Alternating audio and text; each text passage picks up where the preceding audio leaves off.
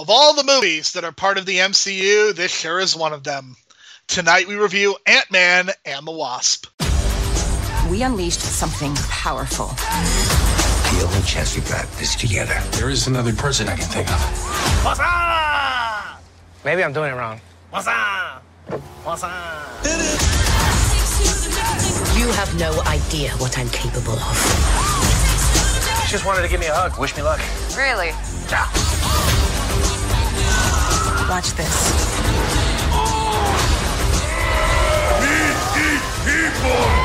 Sorry, I'm messing around. Wish I had a suit. Even with like minimal powers. Or maybe even just a suit with no powers. No.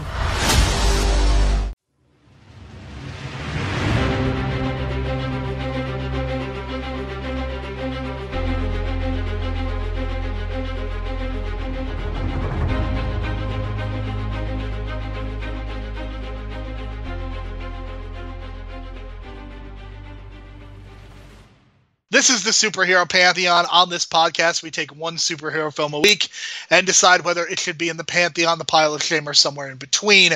My name is Jerome Cuson. You can find me on Twitter at JeromeC1985. You can find additional episodes of this podcast through Apple Podcasts, Stitcher, Spotify, and all of your favorite podcast apps through the real world. We strongly encourage you to leave a 4 or 5-star review so as to help people discover this show and the great work that the folks at the real world are doing. If you would like to interact with us or send feedback, you can do so in 2 ways. First, send an email to superheropantheon@gmail.com. Second, find us on Twitter at HeroPantheon. My co-host for this week and every week will be Brian DeBrain. He can be found on Twitter at Brian DeBrain. Brian, I have to be honest with you, after watching Ant-Man and the Wasp a second time, my familiarity with it still is not great, because this movie, even though I think there are some really fun elements, I think there are some positive things to it. I really like Paul Rudd. To me, the better Ant-Man sequel is actually Avengers Endgame. God, I had the same thought, man. I felt like Endgame was really the sequel that Ant-Man really will. You know what I mean? Like, this felt like such filler. You know what I mean? But once it gets to the third act, and then, I feel like this is one of the stronger third acts that we've reviewed in a while, just because I feel like everything was just kind of like waiting and waiting and waiting until they finally go to the quantum realm and rescue her. So, yeah, I mean, I'm talking about Janet Van Dyne, of course, but yeah, man, God knows, like, I've been waiting for that moment, that big reuniting moment, and ever since the end of Ant-Man 1, knowing that they were going to go into the quantum realm, yeah, that's kind of what I wanted, and they just kind of filled it with, like, at least an hour and 15 minutes of bullshit just to get us to that point. And no offense to Walter Goggins, he's a great actor, man, but he was just not necessary in this movie at all. Same with his posse.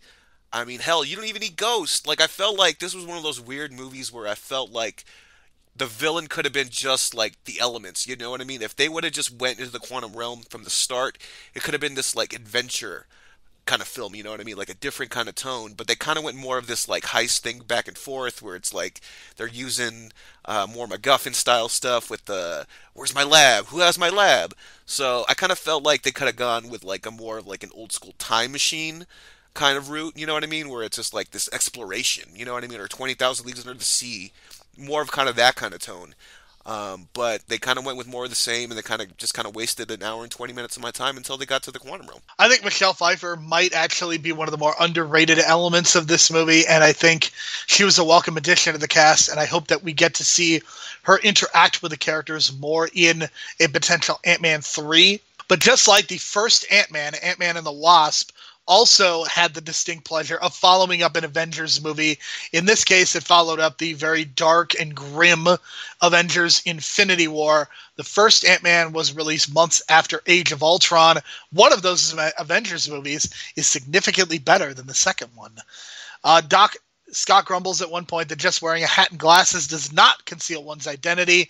This has been a running joke among fans since several MCU characters have used this technique. Captain America, Iron Man, Thor, Black Widow, Winter Soldier, Scarlet Witch, Nick Fury, and Falcon. Those are all of your favorite Avengers, kids. It's also a common joke among DC fans in regard to Clark Kent's rather flimsy disguise of nothing but glasses. That's a really funny moment, and it's amazing that literally all of the Avengers, basically, except for Hulk, have tried to get away by doing this. You know, now that you mention it, I just picture like an Ocean's 11 style poster in my head with all of them dressed with hats and glasses on. And that's an Avengers poster. It would not shock me if that was already a meme. Well, now I have to find it because that sounds amazing and I would put it up on my wall. So, there you go. Paul Rudd really did learn close-up magic for this movie because in addition to being incredibly good-looking despite being 50, he's also good at everything else. Paul Rudd said that he learned some magic and then said that he had really kept it up. But like the fact that he actually learned that card trick is really impressive, and I'm kind of jealous. And so was his co-star, apparently, because he was looking on the internet as well and some random scenes that were kind of filler of him. How did he do that trick? How did Scott do that trick? So, Randall Park did a good job in this movie as well. Shout out to him. Randall Park is very good in this movie as well. And you mentioned the fact that you almost wish they had not done any villains. I almost wish that it was kind of a chase movie with Wu going after Ant-Man, and somehow there are ways to incorporate Wasp and Dr. Pym and kind of have the FBI be the quote-unquote bad guys of this particular film. I almost think that would have been better because I think what you get with Walton Goggins, Walton Goggins is fantastic. The list of shows that he's been on that have just been amazing are very long. Literally, it's The Shield, Justified. These are literally two of the greatest shows in kind of the cable/streaming era. He's also hilarious on The Righteous Gemstones. Some people like him in Vice Principals. That's really not my jam, but I definitely know there are people that really like him. And it's just unfortunate that really the only purpose that he serves in this movie is to get another scene with Luis riffing a long story again. And that's really the only scene where it feels like Walton Goggins' character serves any purpose, but that's more about Michael Pena than Walton Goggins. Yeah, man. I just felt like you didn't need his character at all. It was just like, okay, why do we need this character? And then he would just show up at random times to kind of like prevent them from getting to the quantum realm or doing whatever the mission was at the time. It just felt like he was just getting in the way and getting in the way. And that's not a good thing because then it's kind of like go away heat. I know it's more wrestling terms, but you just want him to go away because like, God damn it, just get out of the way. I don't want you in the movie right now. Like, I don't care about your bullshit. I don't care that you want like revenge or technology or whatever. You're not important. Just get out of the way. And that's kind of what I felt about his character and his crew. And it sucks because, again, you mentioned he's an amazing actor, but he just was not necessary in this movie at all. It is so frustrating. I think that one of the cool things that we do get to see is that we see that Scott indeed did have an encounter with Janet while he was in the quantum realm. This was something that was kind of teased in the first movie, but then we get to see that realized in this movie, as there's even a point when Paul Rudd has to act like Michelle Pfeiffer. That might be one of the best scenes in the movie, and because it was both funny and there was some heart to that scene. And I think what we get across through this movie and even in Avengers Endgame is that Paul Rudd is really good. He's just a really good performer. And I wish that we had seen more of the depth of that character throughout this movie. And we really don't, because there's always some hijinks going on or there's some other character. There's a lot of characters in this movie. And I think this movie, just like Deadpool 2 in a lot of ways, suffers from the dreaded sequel bloat.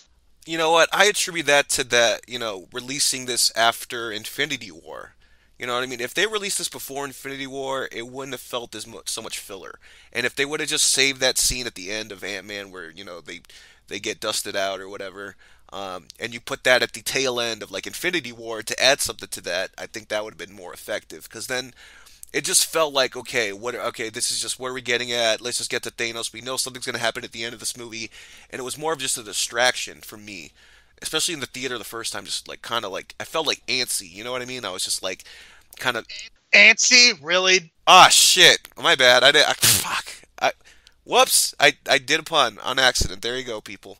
I was anxious, okay, because I just wanted to know what was going to happen next in terms of the whole dusting thing and where was Thanos.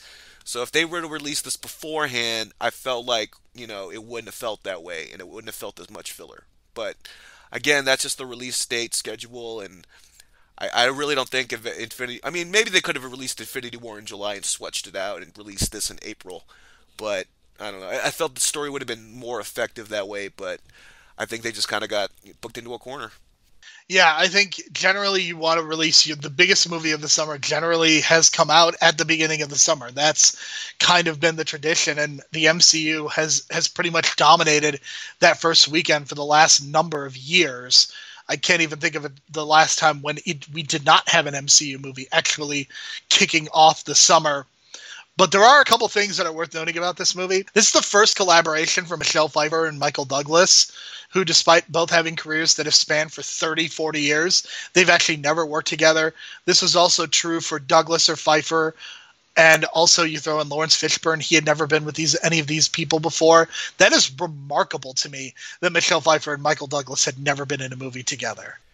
It almost feels like that phrase where it's like two ships sailing in the night, just passing each other, not realizing it.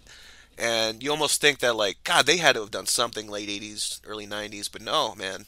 They just never crossed paths. And I think, I don't know, who am I thinking of in Romancing the Stone? Who am I thinking of? Kathleen Turner? Yeah, and she's very kind of, sort of like the Michelle Pfeiffer kind of level, so maybe that's kind of what we're thinking, like, how they had to have worked together before. Maybe we're just confusing with the other movies as well. So, yeah, it's just kind of weird and kind of like, I guess, historic. So it is noted that this is Lawrence Fishburne's third comic book series after Fantastic Four: Rise of the Silver Surfer, where he voiced the Surfer, which, I'll be honest, we reviewed that and I forgot it, and the DC extended films in which he plays Perry White. But Brian, this listing forgets a very important movie that he was a part of. I mean, does it count if he's the narrator? Yeah, because he was technically doing a voice in Silver as the Silver Surfer too. But of course, he is the narrator of TMNT. And what was it, 30 seconds? 30 seconds of time? And we got to consider him for a franchise that's kind of an offshoot of a franchise? Yeah. This is kind of what Lawrence Fishburne has been doing the last 10 years or so. I mean, he really is not the lead in a lot of movies. He's kind of become this actor where he's in one or two scenes, he chews up a lot of scenery, and that's about it. And, like, there's nothing wrong with that, but I would really like to see, like, a big Lawrence Fishburne movie. Like, just like we got Robert De Niro in, like, The Irishman, and it was, like, a return to form. I would like to see that from Lawrence Fishburne, because it doesn't seem like we're going to get that in whatever the new Matrix is going to turn out to be, because Lawrence Fishburne is really, really good, and it does not feel like we have gotten the best of him. Even in the John Wick movies, he's kind of he's kind of hamming it up, and we're not really seeing a lot of depth to him, if that makes sense. I get you, and I get that, he's just probably just going from role to role, doing as minimal as possible. He's not even listed for the Matrix movies, right? So the new Matrix movies, so that's kind of weird too, but that might be just like a red herring kind of thing. But we'll get to in the burning questions, because I kind of have this idea of what to do with this character and bring him back. But we'll get to that in the burning questions. Wink, wink. Cassie at one point said she wants to be Scott's partner in the comics. She became a size-changing superhero using the name Stature, and who joins the Young Avengers after her father's death. And Brian, I will bet you your house that the third Avengers movie is going to be the catalyst for the Young Avengers. Yeah, and in hindsight, at first I was kind of ajarred, as I first mentioned, about the 5-year jump in Endgame. But now, with the 5-year jump, you can kind of increase that timeline significantly and kind of speed up the process with the Young Avengers. And now that she's 5 years older and she didn't get dusted away, there's a great opportunity there, because, film a movie, 2-3 years from now, she'll be even older. She'll be in the right kind of age, teen going into college kind of role. That's a perfect time to start that Young Avenger kind of training. So I think that's the perfect time to do it. And I don't know if you do you call it Ant-Man 3 or just call it Young Avengers and have Paul Rudd and Ant-Man and the Wasp as these pseudo teachers, kind of like an X-Men thing going on. But again, burning questions.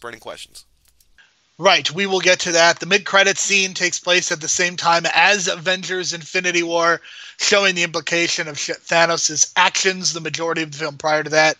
However, it takes place several days earlier, possibly weeks. It stands to reason that the final montage, showing Hank and Janet, as well as Scott and Hope rekindling their relationships, takes place over at least a few days. Here's one of the questions that I have coming out of this. Why was Scott Lang's sentence lesser than Hawkeye's, because Hawkeye still has the ankle bracelet when he's on the farm, yet Scott clearly has it taken off days or weeks before. So this is confusing to me.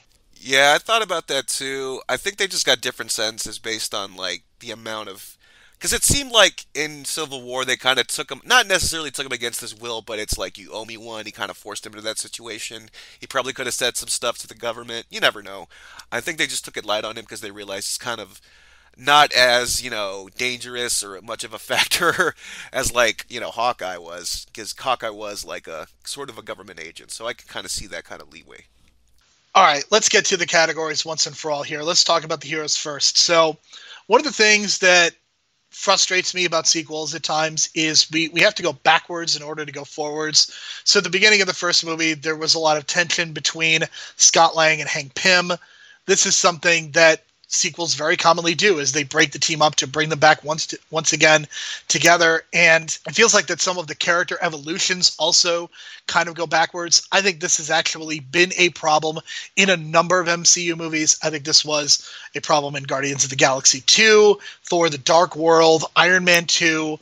And it just feels like where we start off is almost too similar to the first one. And I understand kind of the logic behind doing that because, again, we are dealing with the ramifications of Civil War. But it feels like we have to spend so much time then bringing them back together that I feel like that could have almost been used for other things. And when we're talking about the heroes specifically, I think Hope and Hank kind of come off pretty unlikable in this moment, and Scott Lang comes off like an idiot. Yeah, it feels like they kind of just kidnap him at the beginning of the movie, you know what I mean? I'm talking about Ant-Man 2. Like, it just kind of kidnap him, he calls him saying he has the dream or whatever, but yeah, I kind of see what you're saying, where they kind of seem unlikable at first because they're kind of, making him do this against his will, and you kind of owe us, and blah, blah, blah. I don't know if, like, Civil War needed a scene with all three of them to kind of like, kind of remind us about their relationships, because that was the one thing that I realized now in Civil War, is that when I first see Ant-Man, it's like, god damn, he kind of just left Hank and Janet, not Janet, what's her name? Hope. So when he leaves Hope behind as well, along with Hank, it's just like, god, he just left them behind. Like, he took the suit.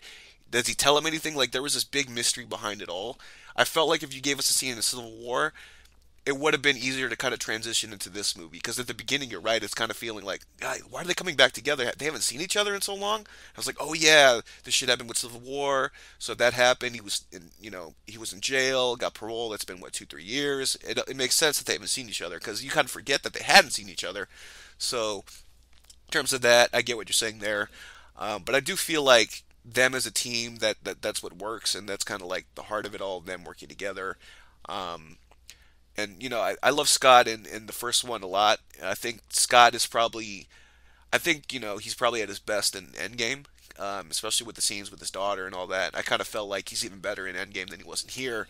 So, to me, it's just kind of like he's doing the comedy thing. There's random bits of comedy here and there that almost seem, almost like a non sequitur kind of thing going on, where it just seems so random, but it's like the scene where he's strapped to the chair with everyone else in the room. And there's that big thing about we need the lab or whatever, and all of a sudden his daughter calls him, and it's so random. But I see what they're kind of going for there. He's decent enough, but I just felt like he's a lot stronger in Endgame, and I think he's even slightly stronger in the first Ant-Man.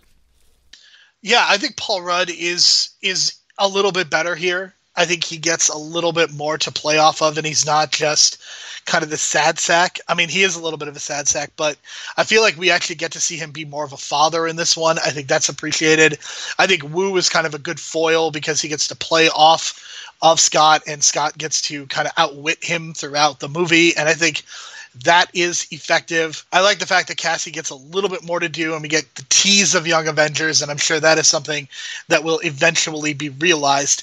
I mean, it is disappointing that Bobby Cannavale and Judy Greer get almost nothing to do, but that's almost to be expected. It's almost a running joke at this point that Judy Greer kind of has been boxed into playing this role.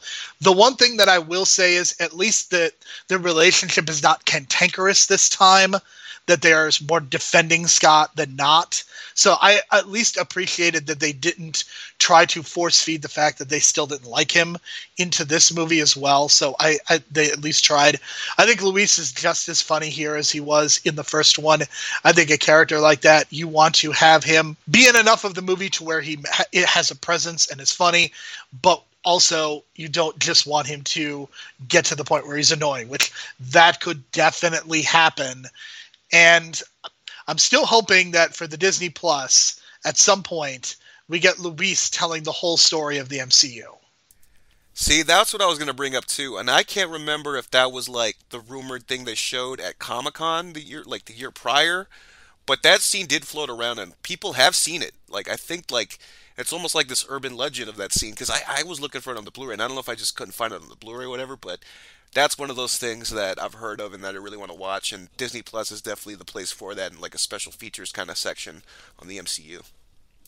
Right, and I think in talking about as well the Scott Lang character and kind of where he ends up, ultimately he does try to redeem himself in the eyes of Hope as well as Hank Pym, and we kind of see their journey throughout. They get close once again.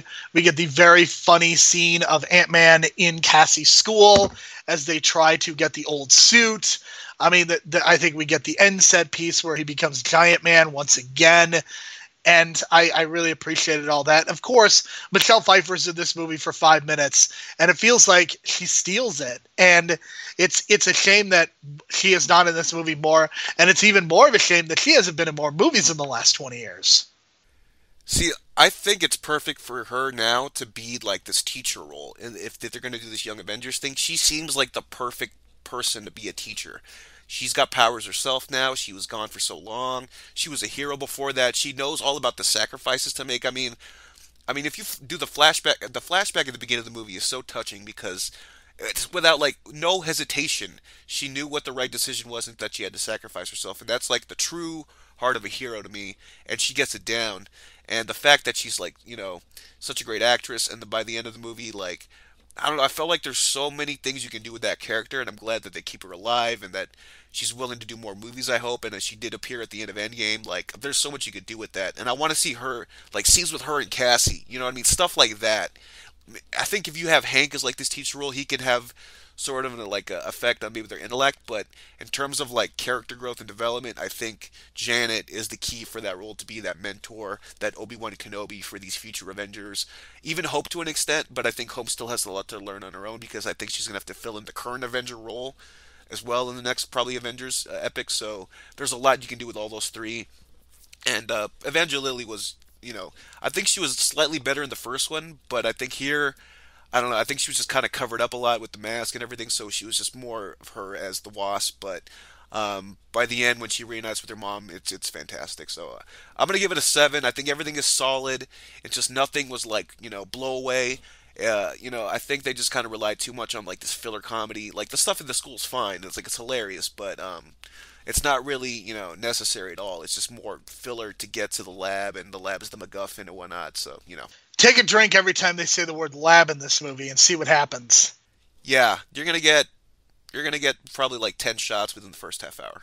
I'm also giving this a 7. I think that a lot of it is effectively done, and again, I think a lot of this is on the backs of the performers. When you're talking about Evangeline Lilly, Paul Rudd, Michael Douglas, Michelle Pfeiffer, these are 4 really excellent performers, and the fact that they are in these roles and they do such a good job, that's why I'm willing to give this a 7. And if it wasn't for the fact that they were so good, I would probably consider giving this a 5 or a 6. Talking about the villains, I think Randall Park is probably my favorite villain. I think Wu is great because he's not technically a villain. See, what makes him so great is that he doesn't think he's the villain, but he really is. So the reason that I'm going to go a little bit higher than you might think is because of Wu and the fact that he is such a tremendous foil and he's the best villain in this movie. I love Walton Goggins. I think he is underserved by this role, and anyone in their right mind could have played this. I'm glad he got a paycheck at least. I like Ghost in theory. I like the actor. I like the story of Ghost. I like kind of the concept behind it. And it seemed like they were going in a really interesting place with Ghost, but then Michelle Pfeiffer put her hands on her head, and all of a sudden there was no problem anymore. Yeah, that's kind of the issue for me there, because if she would have just done nothing and tried not to interfere, and they would have just brought her back, or brought Janet back, she would have been healed anyway. So she was just wasting her time the whole movie, and that's kind of what frustrates me. And that's kind of the argument that I've heard about Indiana Jones in the Raiders of the Lost Ark, is that if Indiana Jones didn't interfere or do anything at all, the Nazis would have just died anyway, because they would have opened up the chest and got fried anyway, right? So it's one of those things that's like, I guess, like, if she wouldn't have done anything at all, it would have been the same outcome, and I guess that's kind of what it is, and that's kind of what happened when you have this movie where it's just like, okay, we just had Thanos. Thanos is not defeated. He's lingering in the background of everyone's minds. You know what I mean? And then you throw in this other villains out there that are just kind of filler, and they're just kind of like wasting your time, it felt like.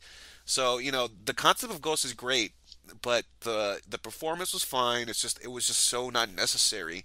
And I kept thinking, like, God, all these so-called villains right now are just getting in the way of what I want. I want Janet out of the quantum realm, and then I want to see what happens with Thanos and does everyone dust away. That's what I was thinking the whole time, and it was just filler, you know what I mean? And she felt like a filler villain, and that's not a good thing. Even with Lawrence Fishburne kind of helping her out as Goliath, he's kind of the villain role, turns face again, but...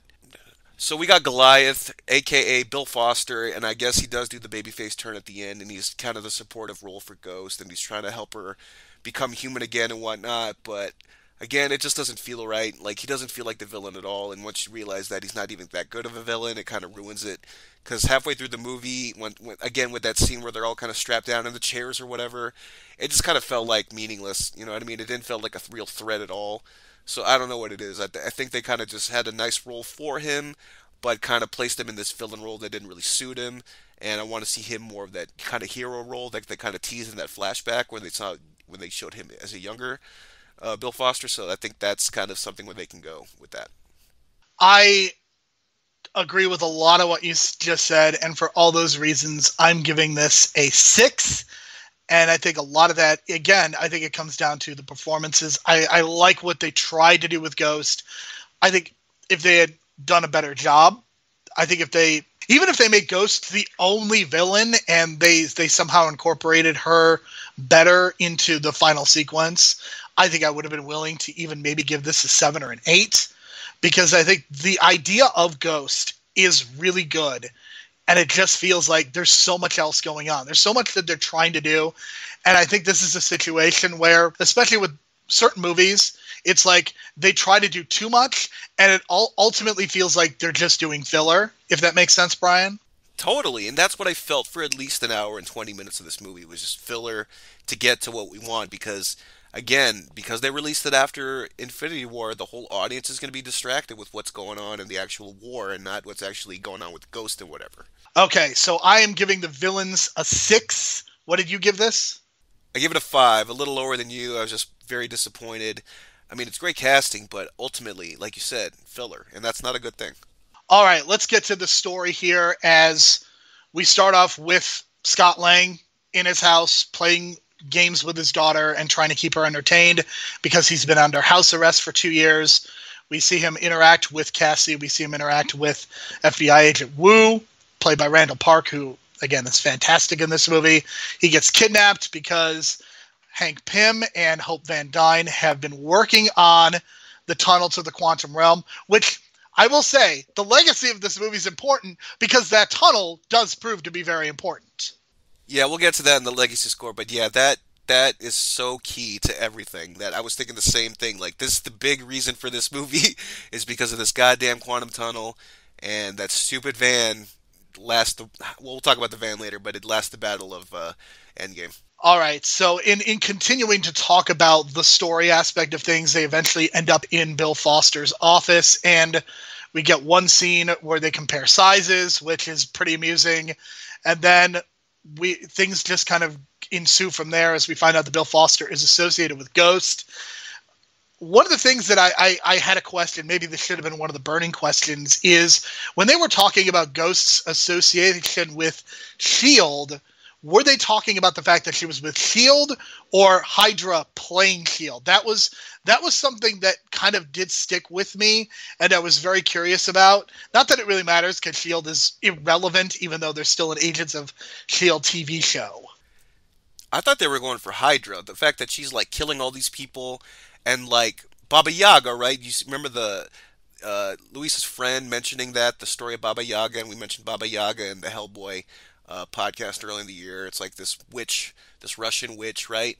And the way that Hank looks back at him, it kind of made me think, oh, maybe the Baba Yaga, she is this Baba Yaga legend. Maybe she's kind of like this kind of like ghost legend that is like a killer, allegedly for S.H.I.E.L.D., but in reality it's probably Hydra, because that's what Hydra's MO was.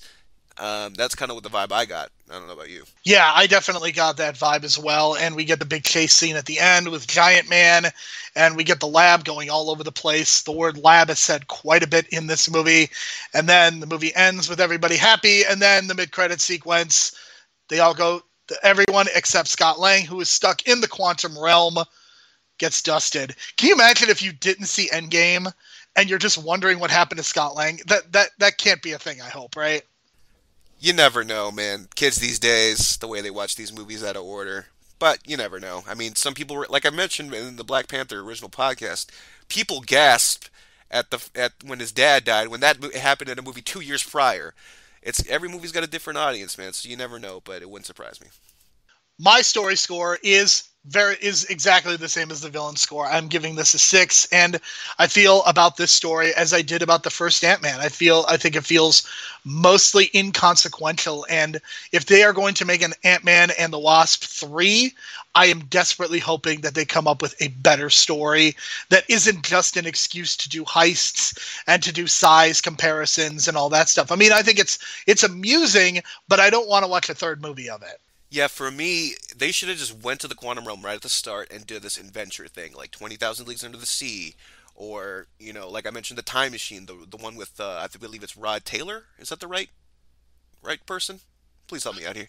Yeah, and, I mean, really, those movies really don't have, like, a central villain, per se, you know what I mean? It's, like, the obstacles and, like, nature and, like, them going through the quantum realm and battling through those little microorganisms that Hank had to encounter at the beginning when his ship slowed down. Stuff like that. That would have been a cool concept of a movie for me. That way you kind of just have this adventure, not necessarily underwater, but like in the fucking quantum realm, man, and just explore shit. You know what I mean? And we also have to mention, I guess, the city in the background in I guess I forget what part, like, it's definitely when Hank is down there and you see the stuff in the background, you see a little city in the background. Rumors have swirled around that could lead to Kang the Conqueror, or that could lead to the Fantastic Four. I've always pitched that, you can do a Fantastic Four based on that from the quantum realm. They've just been in the quantum realm since the 70s, and then that's why they come out and all of a sudden they're the same. But, that's a different thing. But for me, I'm going to give it a 6 because it was just so unbalanced, because the stuff I wanted just happened at the end and parts of it at the beginning with Janet Van Dyne. And that's what I really wanted, and I wanted to know more about what happens to them with the snap and everything else with Walter Goggins, and I want the technology and I want the lab and all that stuff. It was just filler, and that sucks because it felt like a waste of time up until like a good 30 minutes of this movie, which that was the only parts I wanted to see. All right, let's get to the technical aspects. I'm going to be a little generous with this because I really do. The fact they got a lot of the side stuff right in the first one, I think in a way it's even better in the second one, especially because they're doing buildings, they're doing cars, they're doing people, they're doing salt shakers. So I think that is all handled really well. I think you get a certain look with the MCU, but I did like some of the phasing that was going on with Ghost. I think that looked really good, actually. The de-aging technology, Disney, whatever they're doing, is fantastic. I think Lawrence Fishburne, Michael Douglas, and especially Michelle Pfeiffer all looked fantastic, given the restrictions sometimes of the aging technology. So I'm giving this a 7. I'm going to go with an 8. I felt it was more of the same in terms of the size stuff from the last movie. There was nothing really new. But the stuff I did like was the background stuff in the quantum realm and the creatures that, Hank encountered in the quantum realm and all those little things and like the way that it all looked. That's what really cemented it for me. If they never went to the quantum realm and we just saw everything in normal, daylight, which was cool. Like I did like that they filmed everything in the daylight, which you got to see everything. I would have gave it a 7, but I'm giving it an 8 just because they went to some detail and some background stuff, like I said, with that background city that's kind of in the quantum realm. So, and the soundtrack was fine. It's nothing memorable, but I do think the best part of the soundtrack is this music they play, that sense of urgency music they play once Janet, Hope, and Hank get all dusted and they play that music. That's the best music in the whole movie. For sure. And I think this movie is fine, like capital F, capital I, capital N, capital E. And that's kind of where I'm at with it. It's fine, and that's really all that one can say about it. Let's talk about the legacy of this movie. I would say it's a 6. The fact that a movie can make $600 million and still be considered not nearly as successful as every other MCU movie, I think says a lot. So I'm going to give this a 6, just because I feel like this still does do relatively well at the box office. It is part of the MCU. I think Paul Rudd is really good. I think they're going. So I have settled on a 6 score for Legacy. I'm going to go with that as well. The only things that you really need from this movie is the fact that they built the quantum tunnel, which is very influential in figuring out the time travel aspects of Endgame, which is crucial. So, kudos to them for having that in the movie. And then, of course, the Janet Van Dyne stuff was amazing. Just them reuniting finally. That was the big moment I wanted, and they gave it to me.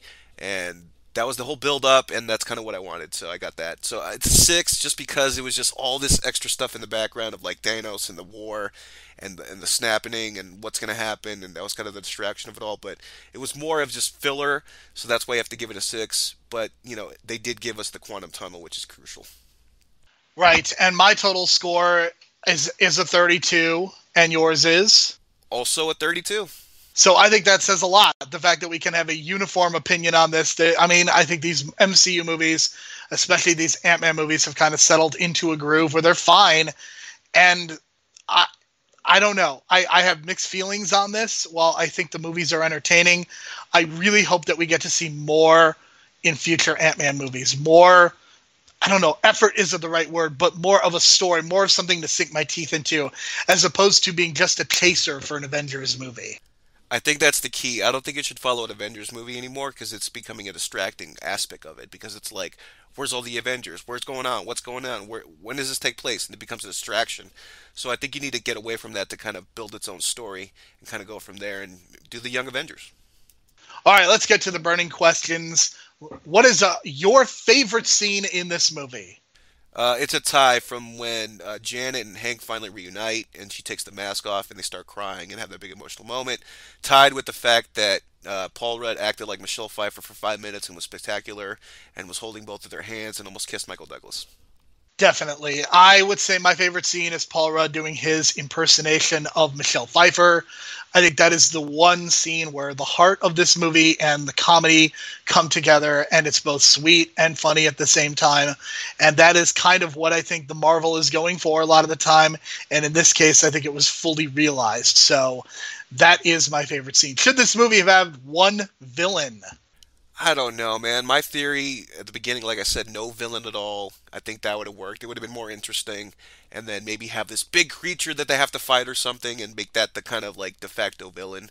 Something, you know what I mean? Just like make it an adventure kind of thing and not maybe break down this idea that every Marvel movie has to have this villain, that we need to have a central villainized role, and maybe do something different with it. I don't know. I wish that Wu had been the villain. I think that would have solved a lot of the problems. How is it possible for Judy Greer and Bobby Cannavale to be even more wasted in this movie? I'm not sure, but it just seems like Bobby Cannavale, he just was on that Skype call and that was it. I feel like there was probably other scenes too that I can't even think of, but yeah, they reduced him to that. So at least they got paid. Get that sweet Marvel money. Get that sweet Disney, get that sweet mouse money. What did Lawrence Fishburne do with his paycheck from this movie? I don't know. Maybe he bought himself a nice suit. Maybe he bought a Starbucks franchise. He's definitely, I don't know. I mean, we mentioned the Matrix thing. Maybe he's just kind of like resting up and saving his money and then, making a surprise comeback and having a bigger role in Matrix 4. Who knows? I would like to think that he went on a nice vacation with his lovely wife, who unfortunately had her TV show canceled after one season. But hopefully they can go on a nice European vacation, and that's what they did with the paycheck from this movie. What should Ant-Man 3 look like? Okay, so here's my pitch for Ant-Man, the movie Ant-Man 3. Of course, we talked about the Young Avengers concept and have Janet and Hope kind of in these teacher roles, along with like Paul Rudd or Scott. You know what I mean? To be that supportive teacher role or whatever. My pitch for the Disney Plus app, however, is a mini series where you do this maybe like 6 episodes of like young Janet, young Hank, and young Bill Foster. I mean, they already showed you like they de-aged him in this movie. The fact that you mentioned The Irishman, that's exactly what I was going for. If they can do a 3.5-hour movie with like de-aging Robert De Niro, Al Pacino, and Joe Pesci, God, just do it for a fucking Marvel series and show us them on their adventures in the 60s, because the beginning of this movie was so like, God, I wanted more of that. I wanted them in I wanted young Michael Douglas, young Michelle Pfeiffer, just doing missions in the 60s, man, and having that style and the hairstyle that she had. That's what I wanted. And then when they showed Bill Foster, when they de-aged Lawrence Fishburne for that 1-minute scene, I was like, God, they could do that too. Just give me a whole show of that and do like this prequel to what Shield is, or what Shield was at the time, and what, how it affected maybe even Fury. You know what I mean? How it kind of like does this domino effect onto him years later. There's something you can do there with those characters, and I think a mini series, like a 6-episode mini series with them de-aging, you could do a lot with that, and you can have so much fun with it. I would love to see what you suggested. I don't think that's what Ant-Man 3 should necessarily be, but I certainly think there is an argument to be made of doing even an animated version of that with them as younger versions of themselves, even if it's not live action, because I assume the de-aging technology is really expensive, and I would presume that we're not necessarily going to see that on the Disney Plus shows, at least for now. I really want to see Ant-Man 3. I want to see Cassie become a part of the team. I would love to see them lay the groundwork for whatever the Young Avengers is going to be, whether that is including Haley Steinfeld as Kate Bishop, as has been rumored for the Disney Plus series, or whatever they want to do. That is kind of what I want to see from Ant-Man 3. I don't necessarily want to see Walton Goggins, that's for sure. Perhaps we can bring Ghost back. Maybe there's a way to incorporate that character in some way. But I think the point of the matter is that Ant-Man 3, I think, has to be more consequential if I'm going to have any interest in going to the theater and seeing it. So that's kind of where I'm at. And I think in talking about these movies and how consequential they are, I have very mixed feelings about Ant-Man, because I enjoy the movies for what they are, and they are perfectly fine to hang your laundry to. But there is a lack of substantive content. And when it comes to superheroes, there's only more of it coming out, and I want to see more. That's where I'm at with these movies. I agree a lot, and I think that you put them in more, like the new current Avenger role, and make them the teachers, like Ant-Man and the Wasp is like kind of like Cyclops and Storm for the X-Men. That's kind of what I see them at, so they can teach these young cats these new tricks. All right, Brian. Next week, we've talked about Ant-Man. We're going to stay I guess we're going with the arachnids next week, because we are going to be tackling Venom, a movie that I detest with a fire of 1,000 suns, and a movie that I know you don't hate. So it's going to be an interesting conversation when we talk about Venom next week to see how we react to rewatching this movie. Yeah, and it just, after, the first time I watched that movie, I just wanted to eat lobster, man. And I think you know what scene I'm talking about, and I couldn't help but think of eating lobster at the time. So there you go. I don't know what that says about me. Well, all I can say is Venom made $800 million, so obviously some people liked it, and there's going to be a sequel that comes out in 2020, so we will be talking a lot about Venom next year and next week when we talk about the first Venom movie. Tom Hardy is certainly making some choices, at least, so we will talk all about that. For Brian, my name is Jerome. Thank you so much for listening to Superhero Pantheon. We will talk to you again next week. You know what? I guess it was truth serum.